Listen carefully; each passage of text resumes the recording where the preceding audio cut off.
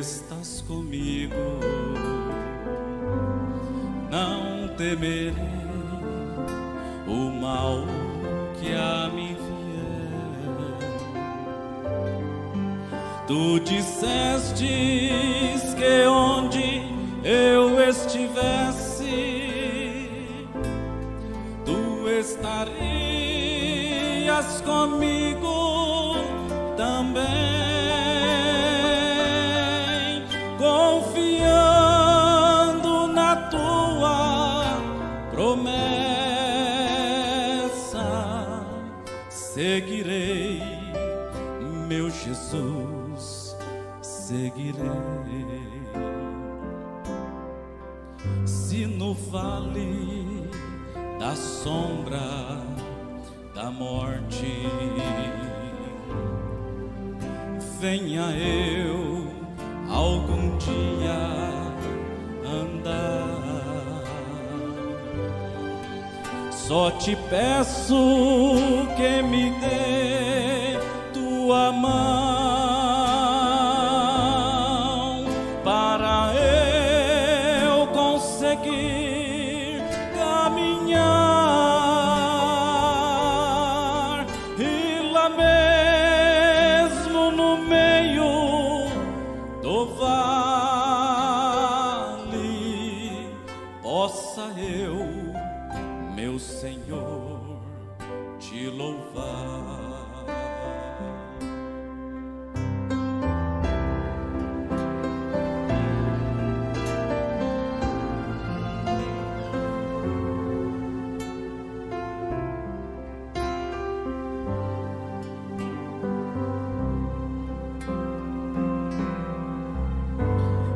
Quando findar esta vida, já bem longe da tribulação,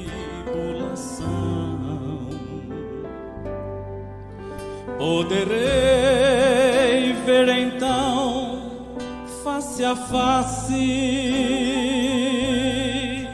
o Autor da minha salvação, e com Ele no gozo eterno estarei para sempre em Sião, e com Ele no gozo eterno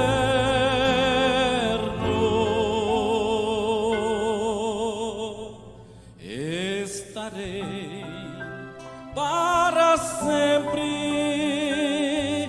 em Sião.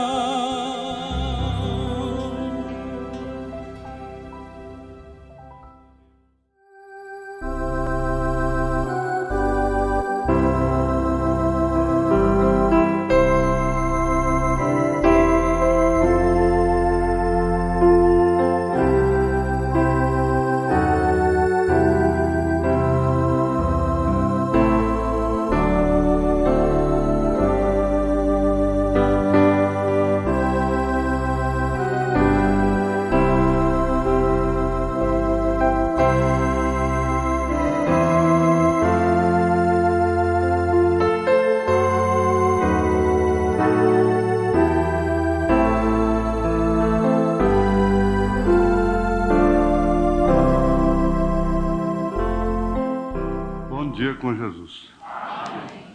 Isso aqui é uma pergunta relativamente boa sobre o jejum.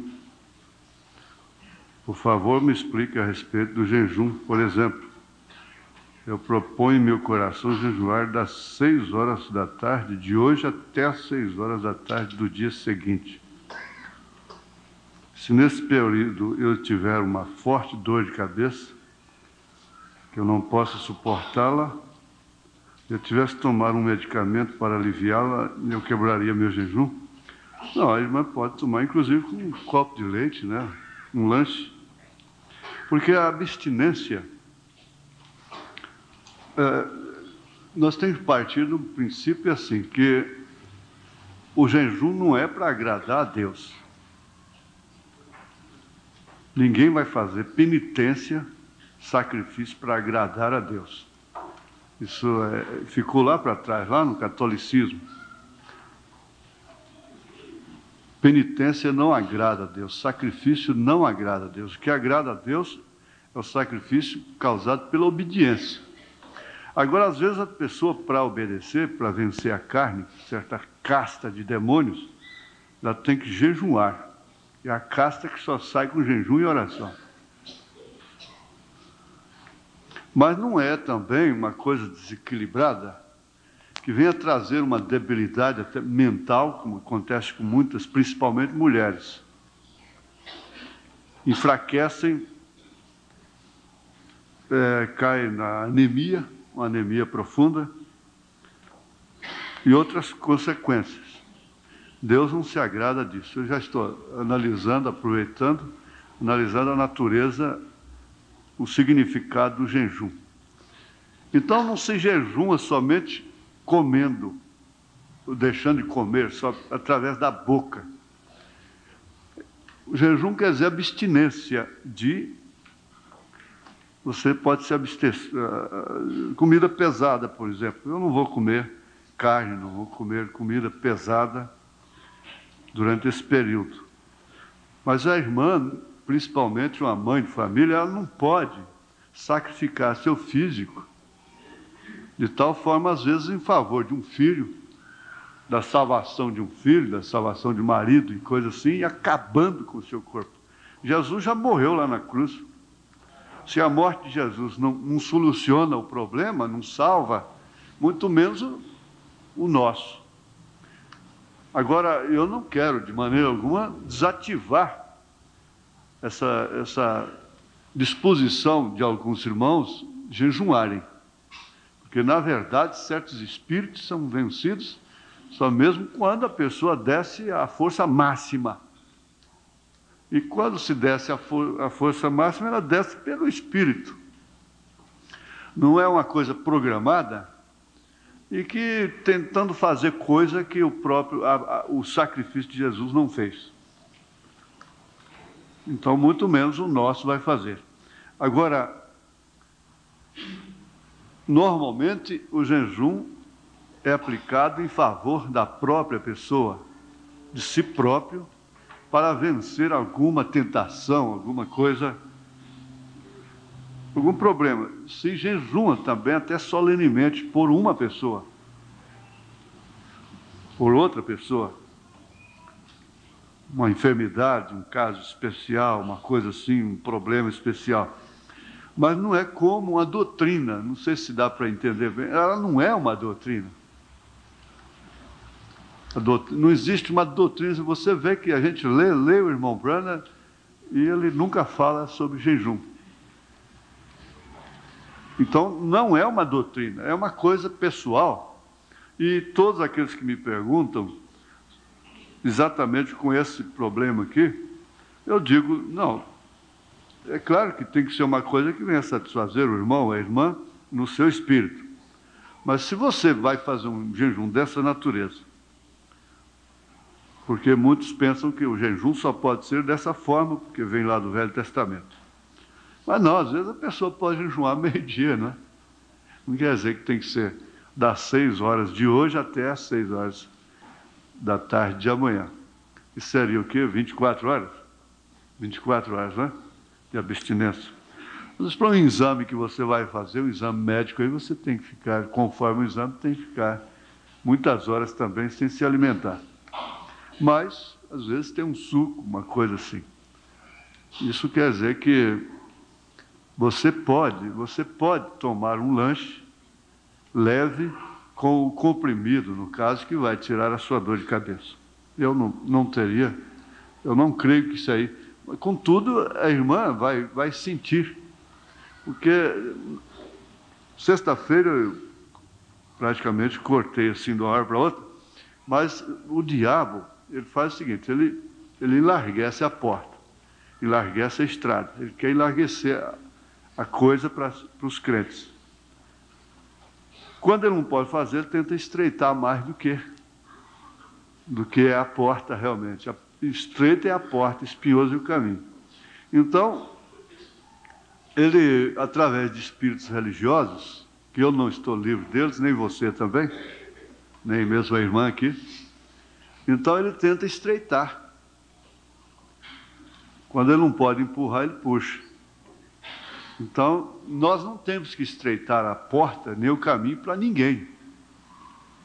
E é coisa que às vezes a gente não faz e quer que os outros façam. Jesus disse que eles atavam fardos pesados e jogavam sobre as pessoas, não tocavam nem com o dedo deles. Então, não é assim. Nós estamos vivendo na era da graça, o jejum é pelo Espírito. Isso te leva a uma vida de vitória, não duvido, desde que não seja levado por um espírito religioso que esteja estreitando o caminho mais do que ele é. Estão jogando sobrecarga nas pessoas. Normalmente, quando a pessoa é mais sensível à palavra, mais ao espírito, ela fica mais vulnerável. Quando a pessoa tem uma inclinação mundana, ela fica mais sensível, mais vulnerável aos espíritos liberais. Quando ela tem mais sensibilidade para a vida religiosa, ela fica mais vulnerável, mais tendente a ser atacada por espíritos religiosos que vêm estreitar mais do que a porta é estreita. Dá para entender assim? Dá para compreender? Então, eu parabenizo quem pode, quem gosta, quem tem inspiração para jejuar, orar, dedicar jejum até pelos outros, né? Eu não pediria nunca a pessoa para jejuar por mim, porque é costume, até irmão, eu quero que o irmão ore e jejua por mim. Aí vai ver, a pessoa mesmo nunca jejua, né? Enquanto o outro está lá passando fome por ela, está comendo uma costelada lá, né? É hábito. Ô, irmão, ora e jejuma por mim, porque eu estou com um problema sério, tenho que comprar um caminhão e coisa e tal, né?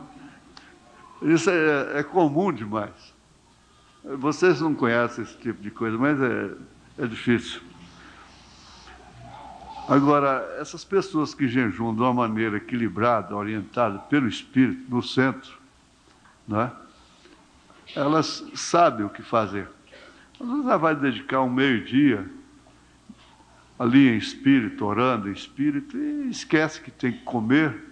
Mas quando vai caminhando para regras e normas ditadas e horas marcadas e coisas assim, aí já começa a ficar meio perigoso, né? Mas se você vai bem na palavra, no testemunho, e precisa disso, estar bem na sua fé, na sua confiança, então faça. Mas se doer a cabeça, precisar de tomar um medicamento, não toma sem um leite, sem uma coisa não, porque esse medicamento vai ser um comprimido. E comprimido só no estômago com água vai fazer mais mal ainda. Eu acho que está mais ou menos assim. Agora eu queria que o irmão Paulo Henrique, por favor, reprisasse um pouquinho essa fita aí, do irmão Branham. Esse trechinho que foi rodado agora de manhã.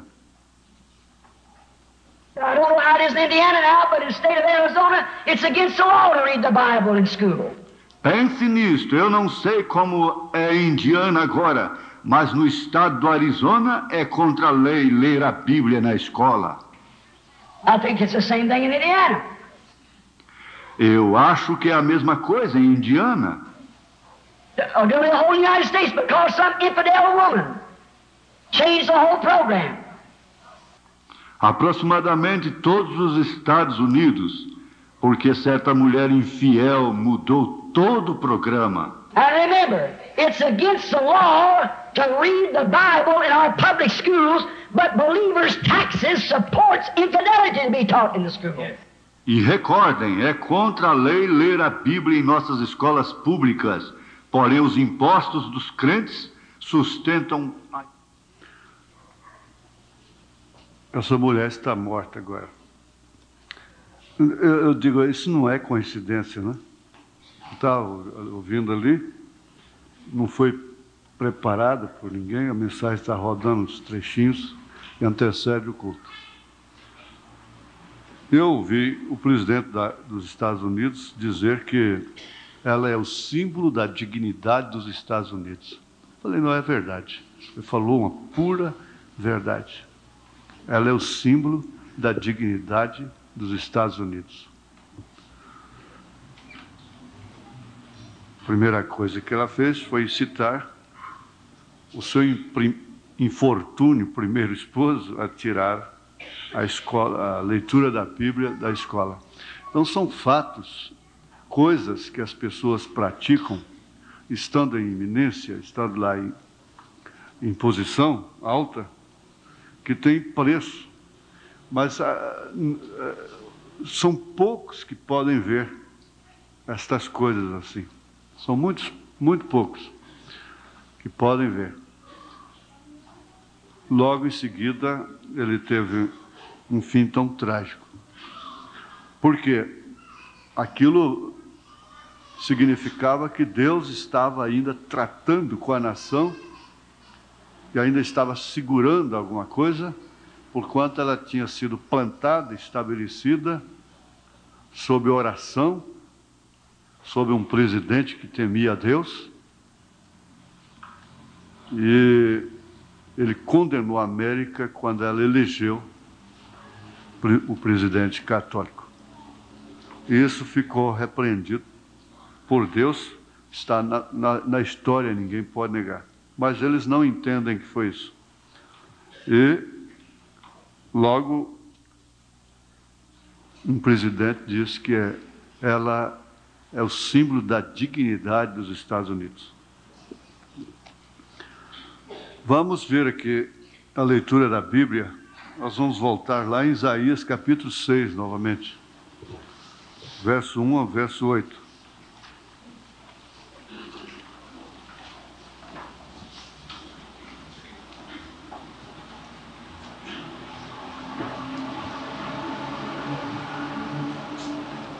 No ano em que morreu o rei Uzias, eu vi o Senhor assentado sobre um alto e sublime trono, e o seu séquito enchia o templo. Os serafins estavam acima dele. Cada um tinha 6 asas. Com 2 cobriam seus rostos, com 2 cobriam seus pés e com 2 voavam. E clamavam uns para os outros, dizendo: Santo, Santo, Santo é o Senhor dos exércitos. Toda a terra está cheia da sua glória. E os umbrais das portas se moveram com a voz do que clamava, e a casa se encheu do fumo, ou de fumo. Então disse eu: ai de mim que vou perecendo, porque eu sou um homem de lábios impuros, e habito no meio de um povo de impuros lábios, e os meus olhos viram o Rei, o Senhor dos exércitos. Mas um dos serafins voou para mim, trazendo na sua mão uma brasa viva que tirara do altar com uma tenaz. E com ela tocou a minha boca e disse: eis que isto tocou os teus lábios, e a tua iniquidade foi tirada e purificado o teu pecado. Depois disto ouvi a voz do Senhor que dizia: a quem enviarei? E quem há de ir por nós? Então disse eu: eis-me aqui, envia-me a mim. Senhor, a tua palavra é viva e eficaz, e mais penetrante do que espada alguma, que pode penetrar as juntas e medulas da alma, discernir os pensamentos e as intenções dos corações. Nós queremos ter uma sintonia com a nossa estada aqui nesta manhã. Ter uma plena consciência do porquê estarmos aqui. E porquê estarmos dentro de um santuário. Em nome de Jesus Cristo. Amém. Assentai-vos.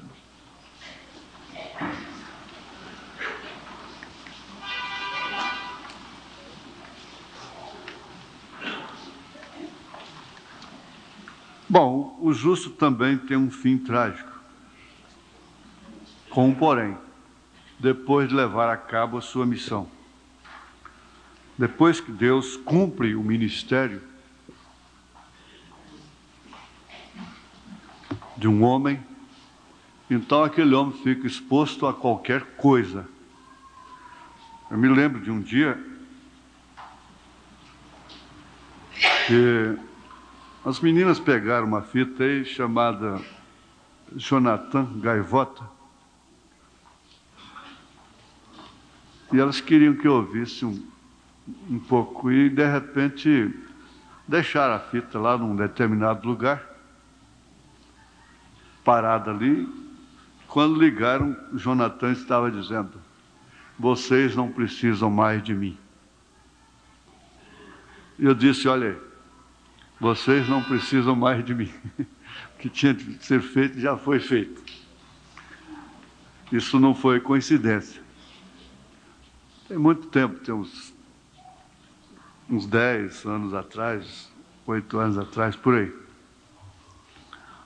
Vocês não precisam mais de mim. O Jonathan Gaivota dizendo para as outras gaivotas, né? Agora, Deus é quem sabe quando e até quando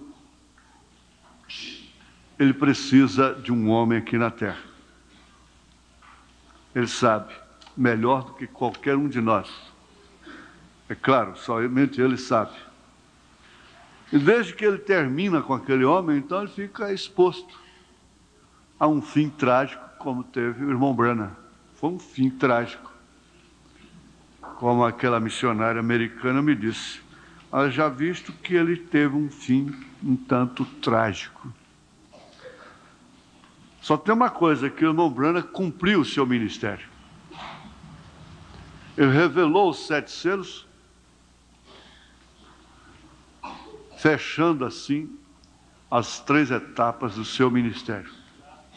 O diabo fez tudo para matá-lo. Teve ocasiões muito mais favoráveis do que aquela que o matou. Muito mais. Antes do irmão Branham pregar o sinal.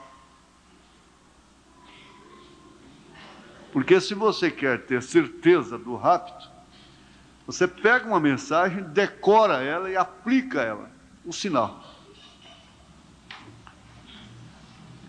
O sinal, somente isso, o sinal e mais nada.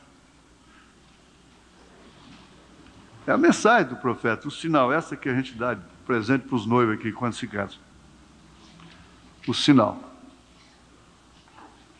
Você pega o sinal. Agora o irmão Branham disse: essa é a mais subsalente depois dos selos. E você vai notar que o diabo fez tudo para que ele não pregasse aquela mensagem. Foi adiando. Eu percebi, existe um estudo sobre sacerdócio aqui, que o diabo não quer que se complete com os ministros. Já percebi isso claramente, sem nenhuma acusação. Como o irmão Branham lá não estava acusando ninguém, mas é o inimigo. Por quê? Ele sabe que se concluir, poderá haver posicionamentos reais e verdadeiros. E isso levaria a igreja a uma posição muito especial. Mas se no plano de Deus, como o irmão Branham levou mais de não sei quanto tempo para pregar o sinal, e o diabo não pôde matá-lo antes de pregar, isso acontecerá um dia também. Porque quando o sacerdócio for realmente identificado e posicionado, então é quando a igreja estará na sua verdadeira posição. Sai quem tiver de sair, fica quem tiver de ficar, mas que seja verdadeiro. Que haja, começando do lar até no culto, sacerdócio realmente. Agora, isso é muito bom a igreja ter consciência, porque a senhora também tem uma missão, tem um ministério, como diz o irmão Branham. E você a menos que precipite, você cumprirá o seu ministério. O irmão também. Às vezes você pensa como ficam essas crianças, ficariam essas crianças, seus filhinhos, sem eu. Não, você não tem que... É bom pensar nisso. Inclusive por causa da previdência, da prudência. Normalmente os pais pensam assim e procuram proteger a sua família na sua possível ausência fatal. Então, é bom saber que cada um, estando nas mãos de Deus, cumpre o seu ministério, cumpre a sua missão. Depois de cumprido, então, pode dizer como Simeão: despede o teu servo em paz, porque meus olhos já viram a tua salvação, já foi cumprido aquilo. Vocês não precisam mais de mim, né? Como diz o Jonathan Gaivota. Mas vamos lembrar aqui do parágrafo 90. Foi o último que lemos no domingo passado e agora vamos começar no 91. Mas eu gostaria de relembrar um pouquinho só o 90. Algumas vezes Deus deixa os próprios suportes serem derrubados debaixo de nós. Isso quer dizer que você fica no ar. Algumas vezes Ele deixa a enfermidade nos atingir. Ele deixa decepções, tristezas nos atingir. Algumas vezes Ele faz isso para levá-lo aonde você seja influenciado pelo Evangelho. Seja influenciado pelo Evangelho, nós já fomos. Pela mensagem. Porque o Evangelho em cada era é a mensagem. Hoje eu liguei o rádio um pouquinho antes do programa, então o reverendo já está batendo lá. É a Santíssima Trindade, que é muito combatida. É Deus Pai, Deus Filho, Deus Espírito Santo. E coisa assim. Eu disse: está bem, meu filho, só que você não entende que Lutero não podia pregar isso mesmo. Ele tinha que conservar a doutrina da Trindade. Porque ele foi apenas um broto. Mas a sua mensagem foi realmente o Evangelho da era. Eles não têm a revelação das 7 eras. Quando a pessoa recebe a revelação das 7 eras, então aquilo forma um fundamento para toda a sua história depois, dali por diante. Ela edifica a sua casa na rocha. Vindo os ventos, como tem que vir as tempestades, ela permanece firme. Eu na rocha me escondo e tenho paz. Agora, algumas vezes ele faz isso para levá-lo aonde você seja influenciado pelo Evangelho. Para mim, existe Evangelho dentro do Evangelho. Como a primeira, segunda e terceira etapa do ministério do irmão Branham, que não é compreendido por todos, mesmo daqueles que creem nele, na sua mensagem. Então, pego mensagens antigas, das suas primeiras mensagens, que ainda estão na sua primeira etapa, e querem fazer delas doutrinas para as últimas coisas. Mas por quê? A eles não foi revelado o Evangelho, quer dizer, a próxima etapa, porque a palavra Evangelho é as boas novas. Então a próxima etapa deles seria boas novas. Isto quer dizer, eu tenho mais aqui para vocês, tem mais uma dose, mais uma mensagem, mais boas novas. E Paulo chegou a falar até da segunda graça. Ele faz isso para levá-lo onde você seja influenciado pelo Evangelho. Então, a essas alturas, a influência tomou um lugar muito especial na vida do homem. Essa mulher que acaba de morrer, ela influenciou o mundo até usar um certo tipo de óculos que ela subiu a rampa da Casa Branca com ele. Então aquilo foi um comércio mundial de óculos, com o seu nome. Um certo rapaz no Rio de Janeiro perseguiu uma moça de origem oriental, síria, e ela ainda conservava aquele princípio deles, e ela não se entregou para ele. Não se entregou. E ele foi subindo, ela nas escadas, subindo, e desesperada até chegou lá em cima, não tinha mais como escapulir. Quando ela viu que ele ia pegá-la mesmo, violentá-la, ela saltou lá de cima, espatifou-se lá embaixo. Mas acontece o seguinte, que ele usava um certo tipo de óculos. Então aquele óculos daquele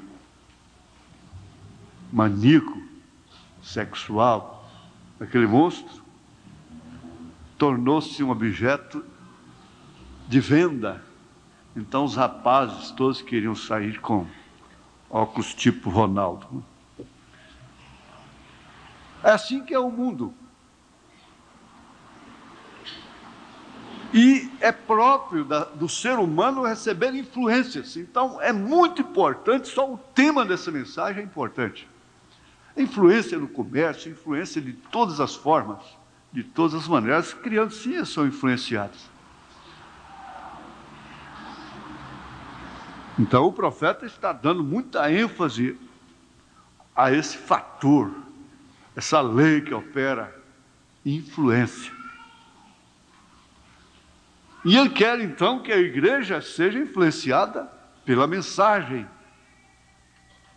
pelo Espírito Santo. Seja sábio o suficiente para captar isto. Não seja estúpido o suficiente para se afastar disto. A sua vida deve ser influenciada pelo Evangelho. Isto quer dizer, pelas boas novas do momento. E as boas novas do momento é o rapto, é o arrebatamento, é o desaparecimento.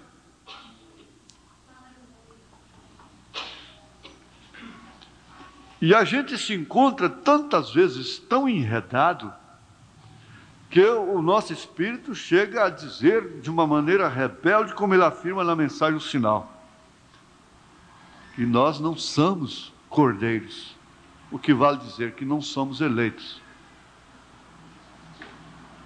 Então, quando caímos na rebeldia, nós não obedecemos, e o que faz? O que fazemos? Atiramos contra nós mesmos.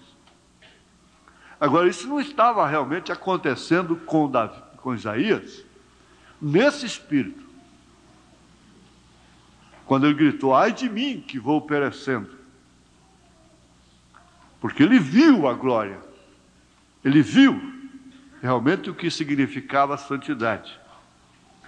Então, no 91, o profeta diz, note, Isaías sabia que ele devia encontrar algo diferente. Logo o que ele fez? Ele foi ao templo. Esse algo diferente aqui daria uma mensagem.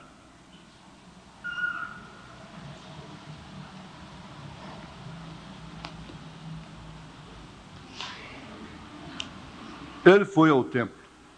Ele levantou suas mãos e ele clamou a Deus. E ele caiu em uma visão. E quando ele caiu na visão, ele viu Deus não em um trono aqui embaixo, porém exaltado, bem alto. Não dentro de seus próprios limites, os limites humanos, mas alto. Oh, que coisa! Seu séquito o estava seguindo e exaltado nos céus. E ele viu de um lado para o outro através do templo, serafins voando. Oh, que coisa! Serafim, e isso significa queimadores. A palavra serafim significa queimadores, o qual está o sacrifício, e limpam o adorador, então o apresentam a Deus, o serafim o faz. Agora, esses serafins eram seres angelicais E eles são os mais próximos de Deus, bem no altar. E eles recebem o sacrifício. Isso mostra a justiça de Deus, que o pecado não pode vir em sua presença, a não ser que tenha sido expiado. Está vendo? E esses serafins. O pecado pode chegar, o pecado de um irmão, de uma irmã, pode chegar para você conforme ele é, e às vezes até aumentado, porque sempre, ninguém inventa, mas sempre aumenta. Mas diante de Deus aquilo não pode chegar. É por isso que a noiva não tem pecado diante de Deus, né? Lembram-se das 7 eras da igreja, como eles guardavam aqueles evangelhos, um de cada lado? Lembram-se, nós os levamos de volta ao jardim do Éden com uma espada flamejante parada ali, eles guardam o altar. Cada criatura daquela ali significa um vigilante. Mateus, Marcos, Lucas, João. Mateus o leão, Marcos o boi, Lucas o homem, João a águia. Guardando o evangelho. Isaías, o grande profeta. Agora veja, uma visão correta. Não uma alucinação, não uma força de mente, não uma fraqueza de mente, não um dom de ver visões, assim, aqui, acolá, e ver coisinhas das pessoas, não. Isaías, o grande profeta, quando ele caiu no Espírito, ele viu primeiro Deus assentado bem alto nos céus, acima de qualquer rei terrestre. Disse, eu vi o rei, o Senhor assentado no alto e exaltado. Então ele viu o verdadeiro rei, e seu séquito o estava seguindo. Engraçado, de todos que foram aos céus e viram, nenhum viu 3 pessoas. O reverendo presbiteriano Boanerges Ribeiro escreveu o livro Apóstolos dos Pés Sangrantes, e ele deixou escapar esta. Bendiga a Deus por isso, reverendo. Ele escreveu aquela visão de Sadhu Sundar Singh realmente como ele teve. E Sadhu chegou lá procurando, eu quero ver o Pai. Isso está de volta à palavra original, não está? Não, aqui é Cristo. Como lá na terra, aqui também. Não tem uma visão vendo 3. Ah, mas Estevão viu o filho à direita do Pai. A direita, a destra, quer dizer poder. Poder de Deus. Não há 3 tronos. E ele viu os serafins voando pelo edifício. Eles tinham asas sobre os seus rostos, asas sobre os seus pés, e eles estavam voando com 2 asas. E eles estavam clamando, Santo, Santo, Santo, Senhor Deus Todo-Poderoso, Santo, Santo, Santo, Senhor Deus Todo-Poderoso. Que música, que ritmo. Na verdade havia força, ressonância, cantando como quem está morto, preguiça, como quem está na presença de Deus. Só que o ritmo não é igual daquele hino de sexta-feira aqui não. Eu não sei até quando vocês vão me suportar nesse sentido, mas dá uma vontade de mandar parar e tirar todo mundo que toca e acabar com isso. Porque não dá nojo no estômago, não. É falta de estômago de filho de Deus. É um estômago mundano. Não está vendo que aquele rapaz, os 2 hinos que ele vem e canta, é com o espírito, vocês não discernem o espírito? Não é possível. É um espírito, o sotaquinho lá, daqueles discos, daquelas coisas que está ouvindo lá. Não tem jeito. Agora aqui é um átrio de lá. É uma miniatura é o exemplo de lá. Você diz, eles deviam estar dizendo isso bem de leve. Santo, santo, santo, Senhor Deus Todo-Poderoso. Irmão Branham imitou. Isaías diz, quando eles falavam, as colunas do edifício tremiam com suas vozes. Agora você fica ali de fora, e você ouve o líder de canto cantando em certas ocasiões, você está ouvindo um solo praticamente. Eu gostaria de poder pregar e cantar todo o tempo assim. Se é que nós vamos fazer a coisa como culto, então é culto. Se é que viemos para cultuar, então vamos cultuar. Agora eles não estavam simplesmente dizendo santo, santo, santo, santo. Oh, que voz! E disse, e as colunas moviam e tremiam com suas vozes. Eles estavam clamando, aqueles seres angelicais parados perto do lado de Deus, gritando, santo, santo, santo é o Senhor do Deus Todo-Poderoso. Que visão! Que coisa! Agora os insubmissos vão gostar muito disso aqui. Note você, novamente, Isaías, que havia estado se apoiando na força de Uzias, e o viu morrer debaixo do juízo de Deus, apoiando aqueles que estavam se apoiando na força do homem, do pastor, do próprio profeta, idolatrando.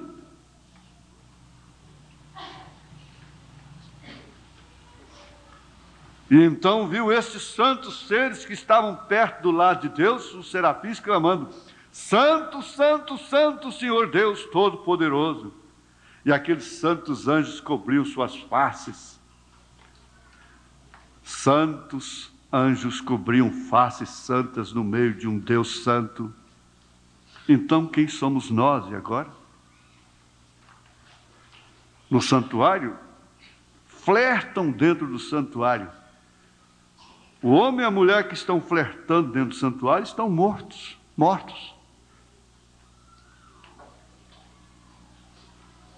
Estão mortos. Seja quem for. Mas e quem é? Está morto.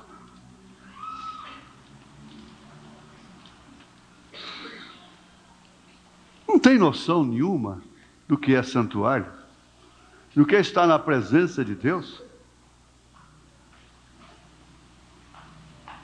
Não tem. Perdeu a sensibilidade, perdeu o bom senso e morreu. Simplesmente isso, morreu. Eu vi um filme de uma mulher que ela chamava Acaba Pastor. E por fim ela fez o pastor, um dos pastores, matar a sua mulher para viver com ela. Resultado, ele foi parar na cadeia. Aí termina o filme, ela de novo na congregação, já flertando com o pastor lá de novo, com o novo pastor.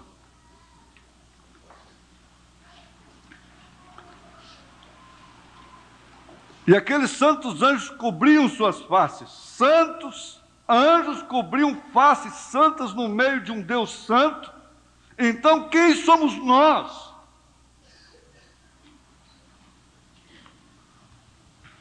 Quando a maldade cai dentro do santuário,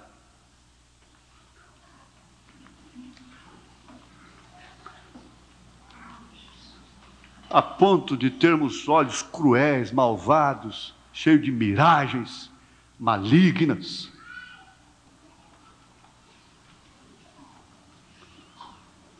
Vocês metodistas e batistas e presbiterianos, taberculanos, e pentecostais, quem somos nós? Quando santos anjos escondem suas santas faces sob as asas para permanecer na presença de Deus, quando anjos, um ser que está na realidade além dos anjos, os anjos não permanecem ali, somente os serafins. Eles estão além dos anjos, E Deus é tão santo que até cobrem suas faces na presença de um Deus santo. E a única coisa que eles podiam dizer era: santo, santo, santo, é o Senhor Deus Todo-Poderoso. Uma cobertura especial para eles permanecerem na presença de Deus. Eles, anjos, que nunca pecaram. Ele diz noutra mensagem: enquanto nós pisamos com sapatos de cravos, os anjos cobrem seus pés. Enquanto nós brigamos dentro do santuário por causa de lugar, enquanto nós condenamos no santuário por causa de vestes, enquanto nós praticamos política dentro da igreja, umas com as outras, os anjos cobrem seus pés, seus rostos, para adorarem o mesmo Deus que nós queremos estar adorando.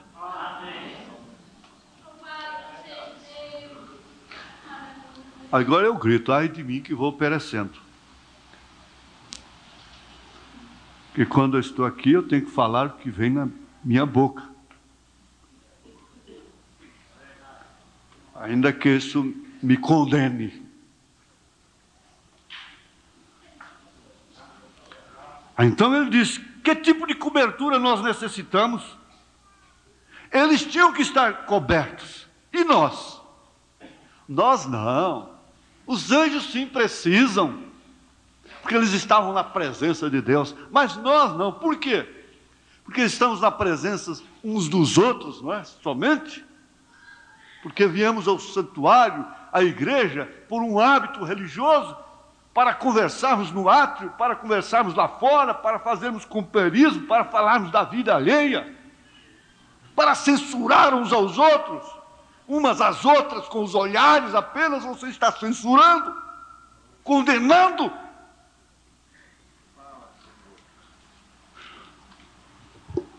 Mas eu pergunto: eu vou consertar? Eles tinham que estar cobertos. Eles tinham que estar cobertos. É a última frase aí do parágrafo 98. Eles que tinham que estar cobertos.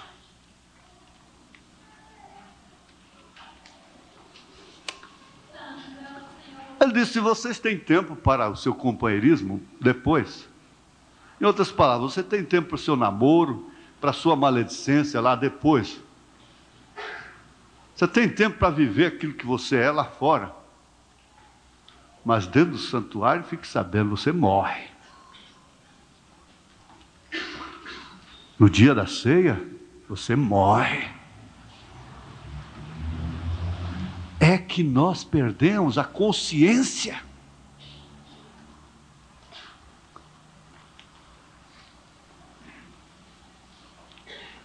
Não, espera um pouquinho.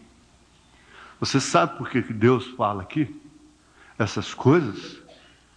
É porque Ele está aqui. Ele não pode falar isso lá numa igreja presbiteriana mais, nem uma metodista, uma batista. Ele não pode falar isso mais.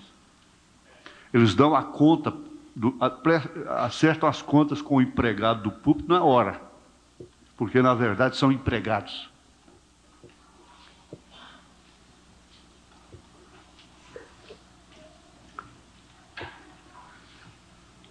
Só isso aqui talvez poderia nos levar a jejum, não é? Eles tinham que estar cobertos. Agora, eu desejo dizer isto agora mesmo. O sangue de Jesus Cristo é totalmente suficiente, está vendo? Cristo nunca morreu por aqueles serafins. Nunca.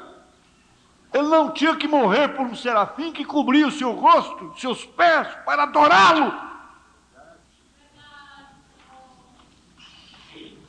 Que gratidão o serafim tinha que ter, então?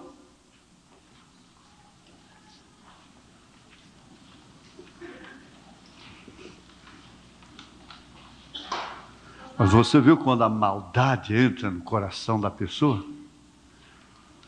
Todos os olhares são para ela, todos os olhares são para ele, todos os olhares são censurados. Porque da maneira que você está é que você vê.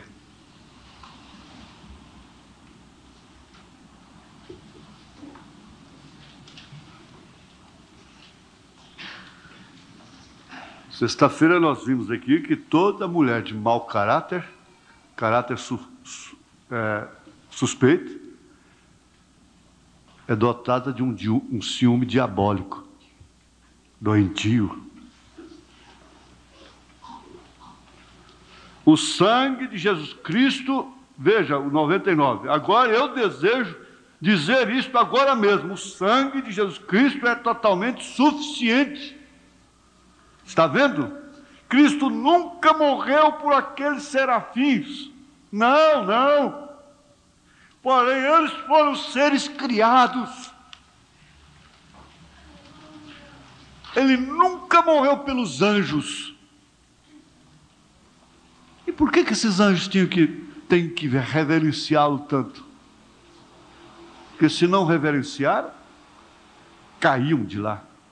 Caíram. Os que deixaram soberba entrar com Lúcifer, caíram. Ele morreu pelos pecadores. Ele nunca morreu por pessoas santas. Olha, preste bem atenção. Ele nunca morreu por pessoas santas. Os sãos não precisam de médicos, né? Somente os doentes. Então, ele nunca morreu por você que é santa. Você é a santa do tabernáculo. E se põe a condenar a todo mundo, a olhar por cima e ver tudo que está certo e tudo que está errado. E ver tudo o que acontece.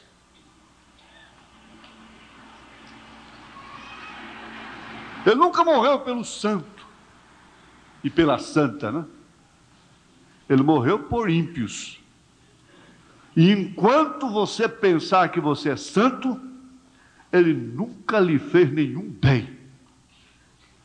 Ali, então, eu tenho anotado isso para estudo, ele dizendo, quando a pessoa tem o Espírito Santo, ela não alega ter o Espírito Santo. Ela não bate no peito dizendo, eu tenho o Espírito Santo.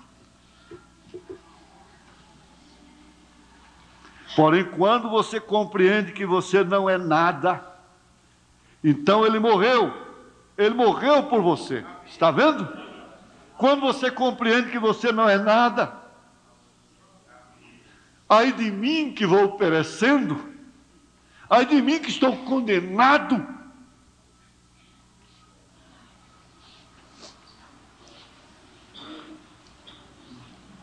Quando você compreende que você não é nada, então ele é aquele. Você foi aquele por quem ele morreu. Deus é todo santo. Não há nada nele a não ser santidade. Isso é tudo, pureza. Você não pode se aproximar dele pensando que ele é um Deus promíscuo. Você tem que se aproximar dele sabendo que ele é um Deus puro. E só pode se aproximar dele através do sangue. Não é pelo que você é. Por isso que lá no monte, enquanto o monte fumegava, mesmo o animal que tocasse no monte morria, perecia. Então o povo clamou, não fale Deus conosco, para que não pereçamos. Fale Deus com Moisés, e Moisés fale conosco. Ali Moisés tomava uma posição, um tipo de Cristo, e que desceu com um véu no rosto, mas esse véu teve que ser tirado, rasgado, falando exatamente de Jesus Cristo. Era Deus criando através de um óvulo fertilizado por Ele próprio, o princípio da criação nesse sentido. Quando Ele criou o óvulo e trouxe, fertilizou e trouxe o ventre de Maria, para ali então cumprir os tipos, os animais nédios que morreram em favor do pecador, mas que não levaram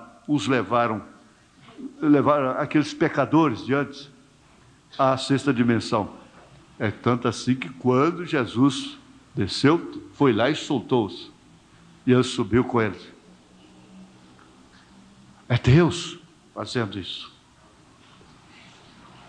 Ele próprio se encarnando, porque o povo não pode encarar a Deus, o homem não pode encarar a Deus e ficar vivo.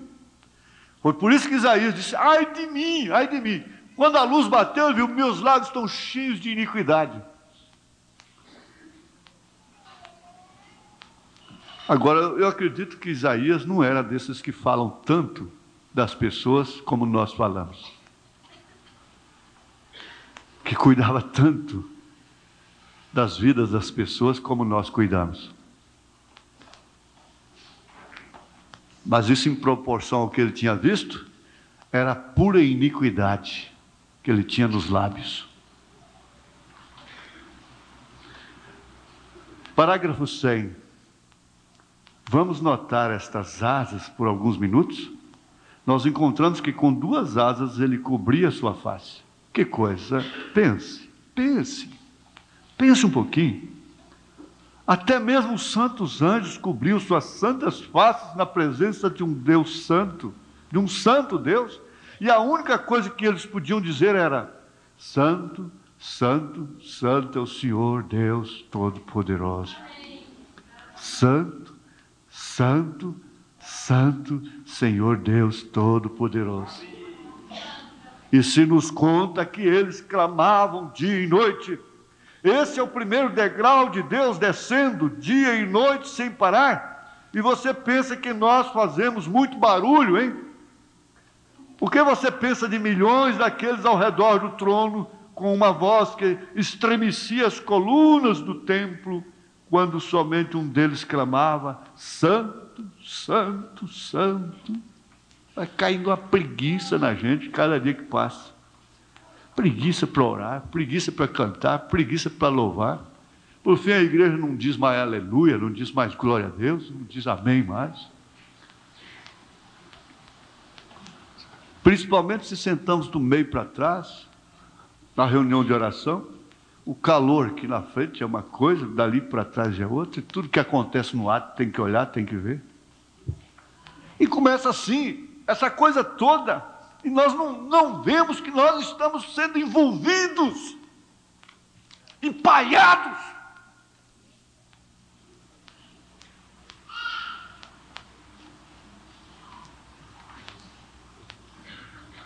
Mas era dia e noite sem parar. Parece que cada suspiro diz: santo, glória a Deus, aleluia, glória a Jesus, aleluia. Agora é certo, diz o profeta, que não adianta você fazer isso e ali fora a sua vida dizer tudo ao contrário. Então, já que minha vida diz ao contrário, então eu não vou fazer isso. E você pensa que nós fazemos muito barulho. O que você pensa de milhões daqueles ao redor do trono, com uma voz que estremecia as colunas do templo, quando somente um deles clamava? Eu não estou reclamando, não. Vocês são as melhores pessoas que existem nesse Brasil, nessa terra. Mas tem uma coisa: se essa igreja cantar no Espírito mesmo, ela sacode isso aqui, como já sacudiu muitas vezes. Você chega numa igreja do interior que tem 30, 40 membros, e tem hora que eles estão cantando com muito mais vida, tem muito mais som, do que uma igreja com 1000 membros.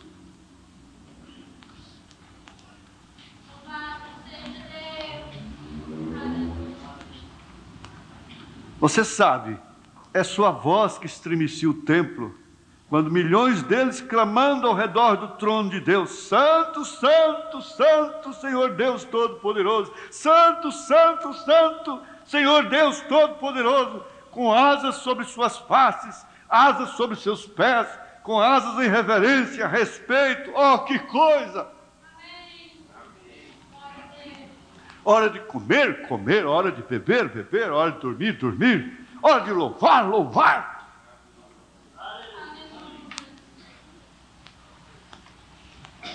Mas não vai pensar que eu vou pensar que você vai chegar aqui de noite lembrando disso e vai abrir a sua boca, encher seus pulmões e cantar com vida. Cantar mais alto do que um líder de cântico. Não.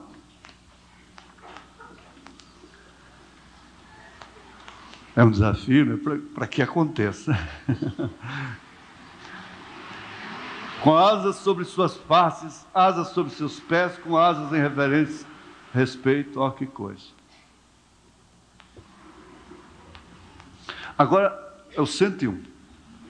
Agora, não há reverência ou respeito por nada que fale sobre santidade. O homem está numa condição que, quando ele está falando de outra coisa, muitas pessoas têm tudo para censurá-lo enquanto ele fala. Você fala sobre santidade, você é chamado de santo rolador. Não há reverência nem respeito por Deus, nem por seu povo, nem por sua palavra.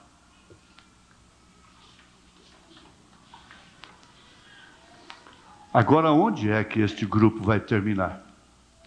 Eu penso que você está certo. Bem, você acertou em cheio dessa vez, filho. Sim, isso até que está certo.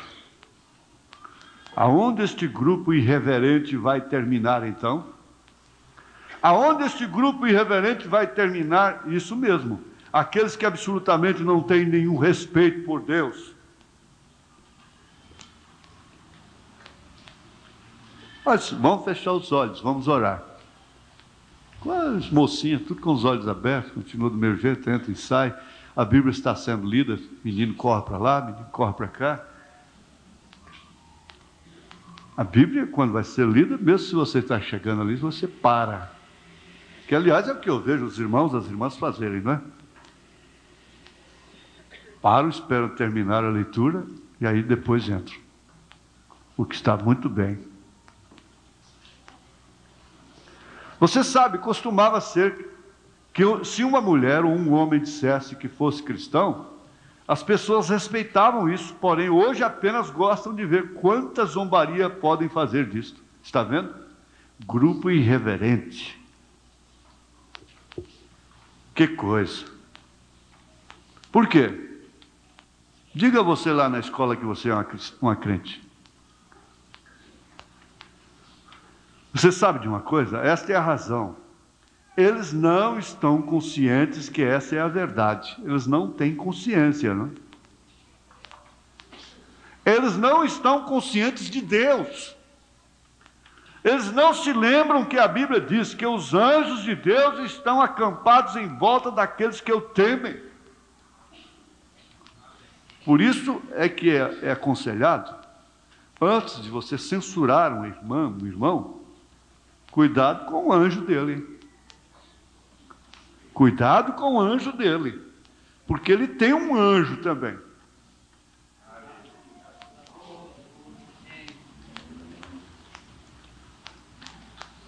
E Deus chegou a dizer para Ezequiel, antes que você visse, eu já vi há muito tempo, Ezequiel. Eles não apenas, eles simplesmente vêm e os visitam. Eles fixam suas tendas. Acampa-se, ó. Acampa-se. Ai de mim se não fosse esse anjo. Amém? Amém? Amém?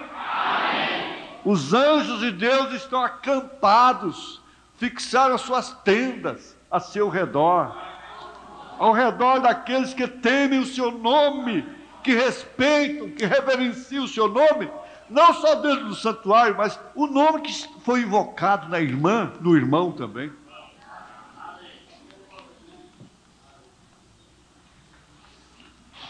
Os anjos de Deus estão acampados ao redor daqueles que temem o seu nome. Eles permanecem ali dia e noite. Como é que você pode ficar com medo de noite de dormir? Trancou as portas, põe lata de querosene vazia, pendurada na fechadura. Encosta tamborete e coisa e tal. E depois um rato anda lá, em cima do telhado, você perde a noite toda. e treme, e derrama adrenalina, e fica nervosa, e perde a saúde. Esquece que o anjo do Senhor acampa-se ao seu redor. Está acampado ali, não tem guarda mais. Olha o Salmo 121. Ele se acampa, ele não tosqueneja, ele não pode tosquenejar, ele não pode cochilar.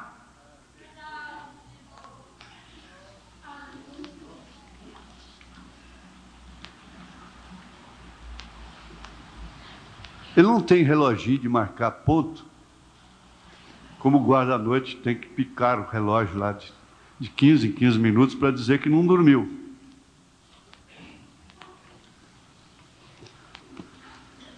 O velho irmão de cor cantava essa canção. Os anjos velam por mim, dizia. O dia inteiro, a noite inteira, os anjos velam por mim. Os anjos velam por mim. Os anjos velam por você.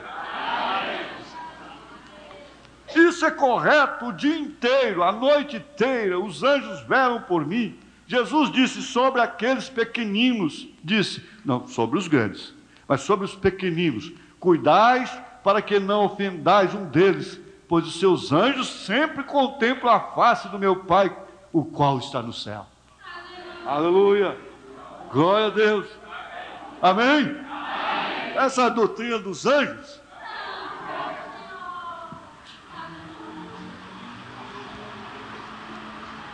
Está vendo? Eles sempre estão acampados ao redor, cuidando desses. E eles nem mesmo creem nisso, pessoas ímpias. Nós vamos chegar no que é santidade e impiedade pela manhã, se o Senhor permitir. Agora note, eles nem mesmo creem nisso. Eles têm perdido toda a decência, todo o respeito, toda a reverência e toda a igreja. E todavia vão à igreja. O grupo mais irreverente que há são aqueles que vão à igreja. Isso é correto. Por quê? O irreverente é o que está lá no campo de futebol. Você já viu uma classe mais endemoniada do que aquela, que quebra tudo? Mas eles não dizem estar na presença de Deus. Agora, quem vai na igreja crê que está na presença de Deus e se porta de uma maneira irreverente.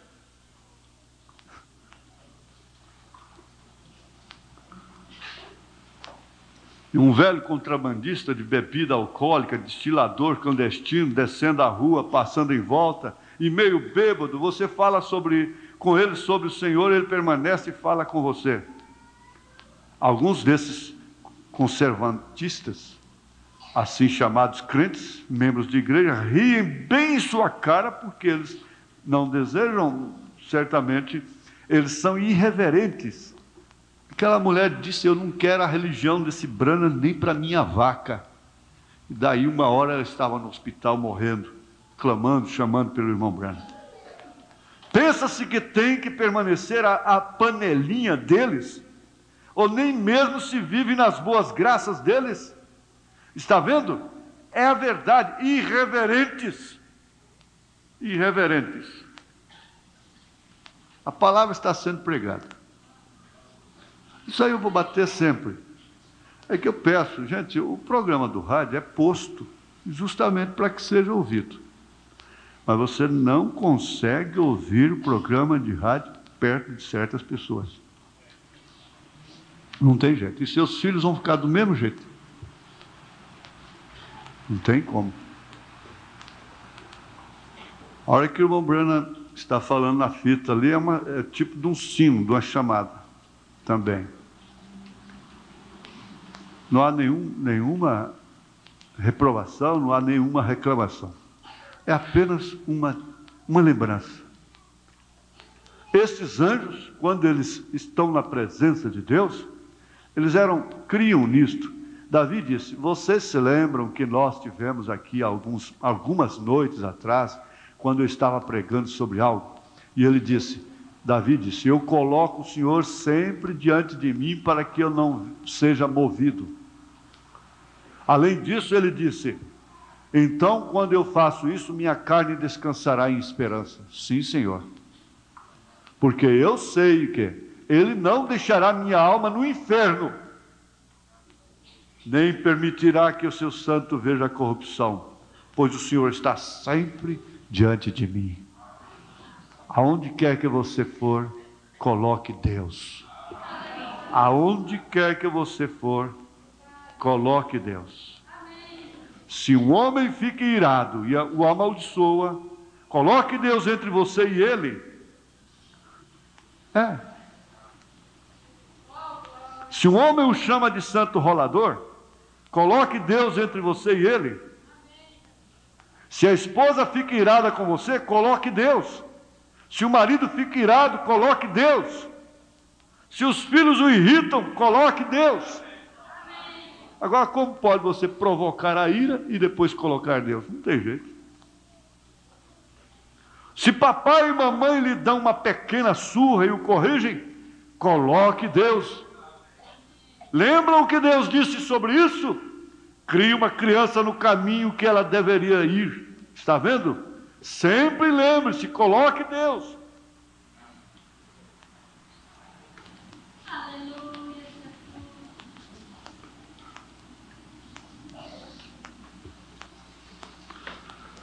Ponha Deus diante de você, e você terá reverência por Deus e respeito por Ele. Isso é correto. Agora observe, com duas asas ele cobria a sua face, e com duas asas, isso significava reverência diante de Deus. Inclinavam, cobriam suas faces. Agora nós não temos asa para com a qual cobrir nosso rosto. Mas o que nós fazemos? Nós inclinamos nossas cabeças aos seus pés, inclinamos nossas cabeças e oramos em reverência, respeito. Sim, Senhor, reconheça isto. E com duas asas ele cobriu seus pés, cobria seus pés, representava humildade e respeito. Como Moisés, o respeito de Deus lhe dizendo que ele estava sobre terra santa, ele tirou as suas sandálias. Está vendo? Ele fez algo aos seus pés.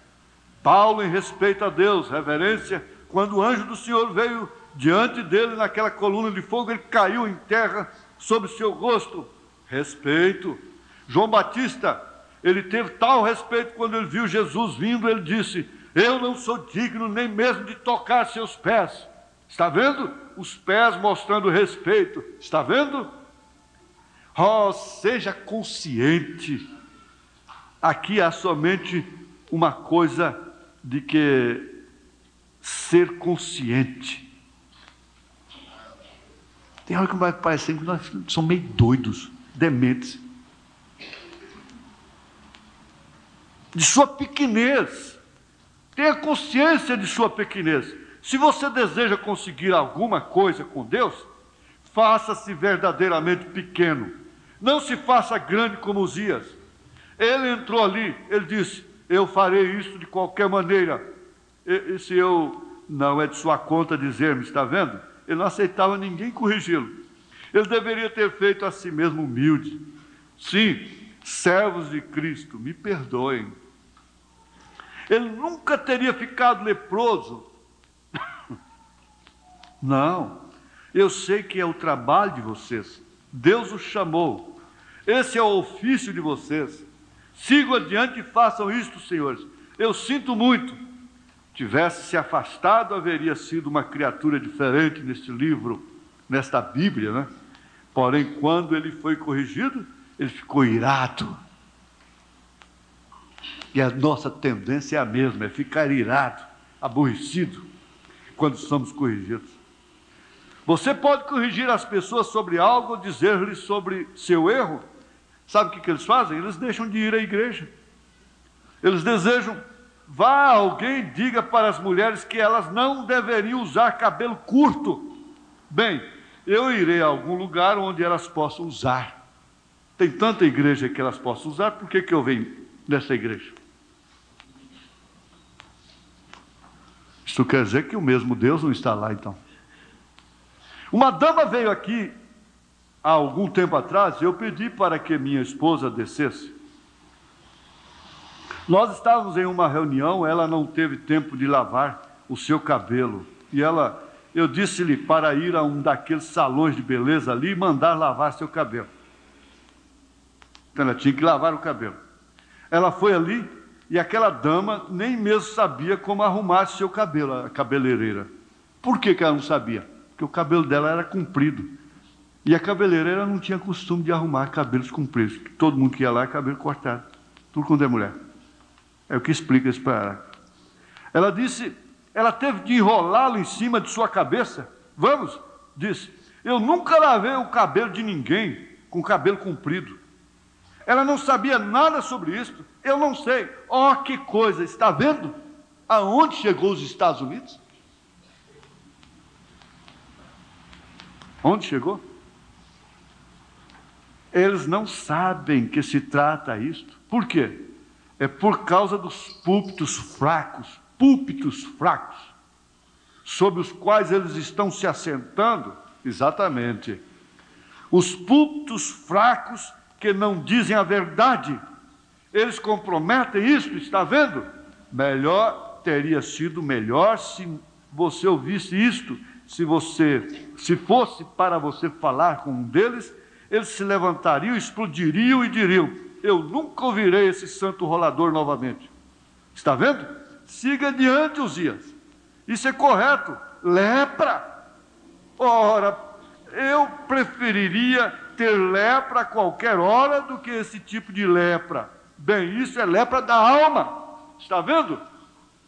Quando você sobe e irrompe, se ira, se rebela, não? Você bem ali está irrompido novamente em lepra, pecado. O que é pior do que lepra é uma lepra da alma. Uzias provavelmente foi e dormiu com seus pais. A Bíblia diz o que ele foi salvo, porque ele apenas fez algo errado. Porém, quando você o faz conhecendo o certo, então você irrompe em lepra da alma. Então não há maneira de levar um leproso de alma. Vocês sabem? Vocês sabem disso.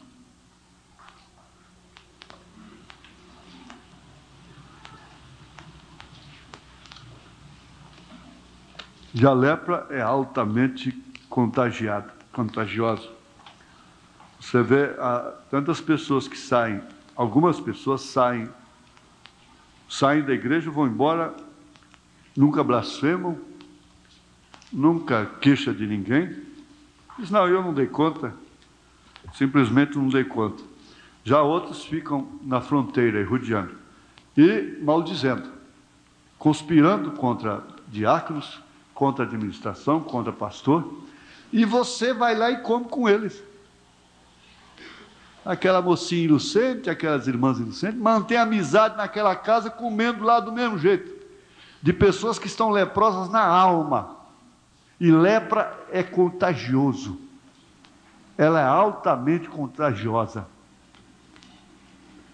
Quando Paulo disse que não era nem para saudá-los, quanto mais comer com eles.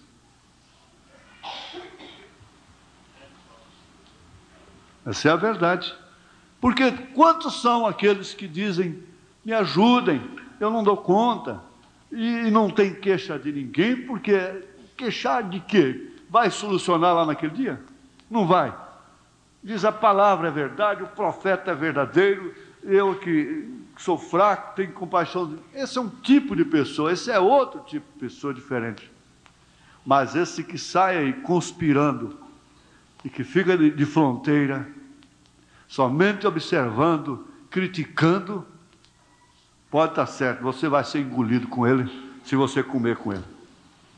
Quem comesse com Abirão, com Coré, com Balaão, com essa gente lá no deserto, também seria engolido por eles, pela terra, junto com eles. Que Deus abençoe.